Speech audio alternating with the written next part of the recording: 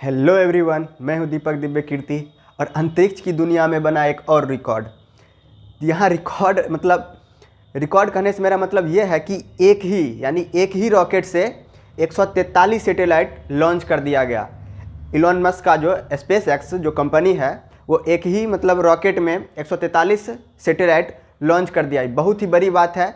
कहा कि अगर हम 2017 की बात करें तो इसरो जो था फरवरी 2017 में 104 सैटेलाइट एक ही लॉन्च में स्पेस में 104 सैटेलाइट लॉन्च किया था, जिसके कारण रिकॉर्ड बनाया था। तो दुनिया में बहुत ही इसका पॉपुलर हो गया था कि एक ही साथ इतना सैटेलाइट लॉन्च किया है।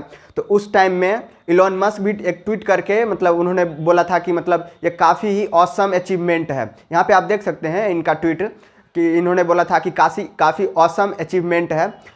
तो यहाँ पे इन्होंने उसका भी रिकॉर्ड कि तोड़ दिया है। यानी कि 2020 में इससे पहले जो भी संडे था उसी संडे को लगभग अगर हम लोग इंडियन टाइम से चले तो 8:30 यानी कि रात में 8:30 बजे से यानी कि अमेरिका के फ्लोरिडा से लॉन्च किया गया था। इसमें अगर बात करें तो लगभग 10 ही सैटेलाइट खुद का था। यानी स्टारलिंकिंग, उनकी जो स्टारलिंकिंग परियोजना जो है उसके तहत यानी कि अगर मान लो कि ये अर्थ है तो इसके ऊपर से पोलर सैटेलाइट भी और इसके घूमते हुए सैटेलाइट कि लगभग 10,000 सैटेलाइट लगवाने वाले हैं। तो 10,000 सैटेलाइट अगर लगवाने वाले हैं तो यहाँ पे इसमें से जो 143 जो लॉन्च हुआ है, 143 में से 10 ही सैटेलाइट खुद के लिए लॉन्च किए हैं। उसके बाद 133 जो सैटेलाइट है वो अदर देश के लिए यानी कि कॉमर्शियल सैटेलाइट है, जिससे कि उनको कुछ रुपया मिला होगा। तो यहाँ पे यानी कि अमेरिका जो है, अमेरिका के फ्लोरिडा, यहाँ पे देखो हमने पहले से ही मार्क करके रख दिया। यहाँ पे आप देख सकते हैं कि यहाँ पे फ्लोरिडा आपको दिख रहा होगा। तो यहाँ से फ्लोरिडा से लॉन्च किया गया था, यो भी कि 8:30 में, रात में 8:30 में अगर इंडियन टाइम से चले तो यहाँ एक टाइम ऐसा भी आया था कि इंडिया के ऊपर से होके गुजरा था। तो इंडिया के ऊपर से गुजरा था तो बेंगलोर में इसका ट्रेस कर लिया गया था कि हाँ यहाँ से गुजर रहा था। तो आप सोच सकते हो कि अगर बात करें कि उतना, अगर आप ये भी सोच रहे होंगे कि एक रॉकेट में 143 सैटेलाइट लॉन्च अगर हम कर रहे हैं तो उसमें सेट कैसे होता होगा 143 सैटेलाइट। तो ये कोई बड़ा सैटेलाइट नहीं है। ये फाल्कन 9 जो है रॉकेट है, रॉकेट का नाम है फाल्कन 9। उसमें कितना बड़ा सैटेलाइट होता है तो आप देख सकते हैं, बहुत ही छोटा सैटेलाइट, एक लैपटॉप से थोड़ा सा बड़ा सा सैटेलाइट होता है।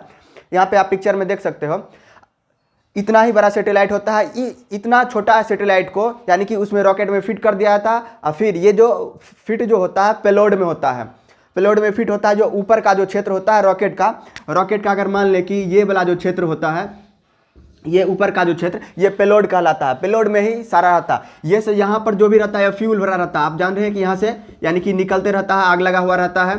यहाँ से 143 सैटेलाइट लॉन्च कर दिया गया।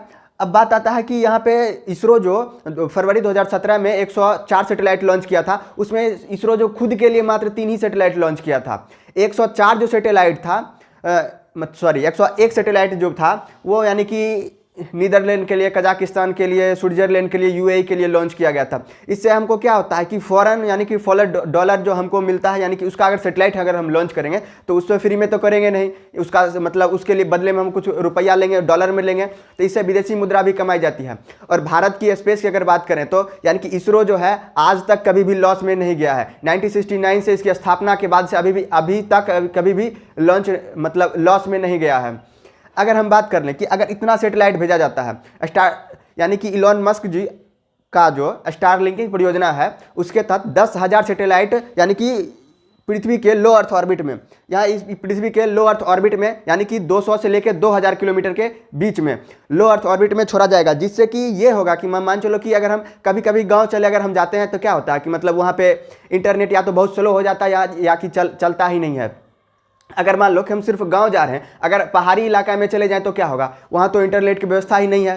क्या कि हम लोग का जो इंटरनेट है वो समुद्री माध्यम से, केबल के माध्यम से आता है, वहाँ से टावर से यानी कि वहाँ से रिसीव करके फिर यहाँ तक भेजा जाता है। तो यानी कि ये जो है 2021 के अंत तक इलॉन मस्क का जो कंपनी है स्पेस एक्स, वो लगभग 10,000 सैटेलाइट भेजने वाले हैं। लगभग 10,000 में बहुत भेज भी चुके हैं और बोला गया है कि 2021 तक हो जाएगा। तो तब अगर ये हो गया यानी 10,000 सैटेलाइट लॉन्च हो गया, तब क्या होगा कि हम कहीं भी रहें तो आराम से इंटरनेट स्पीड भी बहुत हाई रहेगा। लेकिन आप सोच रहे हैं कि ये फ्री तो हमें नहीं लगता कि फ्री होगा, काहे कि इसमें बिलियन रुपया इन्वेस्ट कर रहे हैं। स्पेस एक्स इसमें बिलियन की बिलियन रुपया इन्वेस्ट कर रहा है, तो फ्री तो नहीं होने वाला है। और साथ ही साथ आपको लग रहा होगा कि इतना सैटेलाइट अगर लॉन्च हो गया, अगर मान लो कोई लगभग आप देख सकते हो कि यहाँ पे नासा का ये पिक्चर है, इतना सैटेलाइट अभी भी लॉन्च हो सकता है। तो यहाँ पे आपको नहीं लगता है कि मतलब मान लो यहाँ पे इतना का ही यूज होता है, ये जो है ये फ्यूल वाला जो है ये तो बेकार ही हो जाता है। तो बेकार होने की वजह से यानी पृथ्वी के चारों ओर यानी कि वो घूमते रहता है, यानी कि वहाँ तो गुरुत्वाकर्षण है नहीं जो खींच लेगा ये, तो मतलब वो घूमते रहता है। इसी को स्पेस डिब्री बोलते हैं। यहाँ पे आप देख सकते हो स्पेस डिब्री क्या है, तो वहीं के कचरा, यानी कि स्पेस में जो कचरा है, रॉकेट जो जाता है, मतलब रॉकेट जो जा रहा है उसका जो अनयूजेड चीज़ जो हो गया, अनुपयोगी चीज़, यानी कि मतलब यूजलेस जो भी चीज़ है, यानी कि वो स्पेस में तैर रहा है, तो उसी को बोलते हैं स्पेस कचरा। ठीक ना, तो चलिए यहीं तक रहने देते हैं। थैंक्स।